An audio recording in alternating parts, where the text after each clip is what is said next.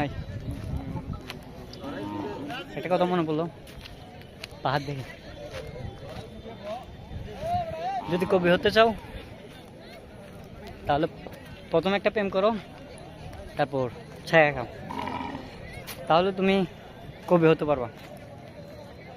আর যদি দার্শনিক হতে চাও তাহলে তোমাকে অবশ্যই অবশ্যই অবশ্যই ওই পাহাড়ে হারিয়ে যেতে হবে, তবে তুমি দার্শনিক হতে পারবে।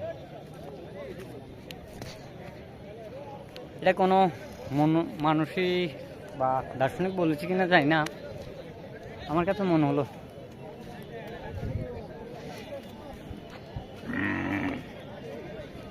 এই তো মূলত মূল কথা হচ্ছে যে দার্শনিক হতে গেলে পাহাড়ে অবশ্যই অবশ্যই হারাইতে হবে। তো তুমি যদি পাহাড়ে হারাইতে পারো তাহলে অবশ্যই অবশ্যই দার্শনিক হতে পারো। আর এই পাহাড় আর এই দার্শনিক দুটোই তোমাকে একটা সময় একটা জায়গায় দাঁড় করাবে। হয়তো তুমি সাকসেস, নয়তো তুমি দার্শনিক, দুইটা থেকে একটা।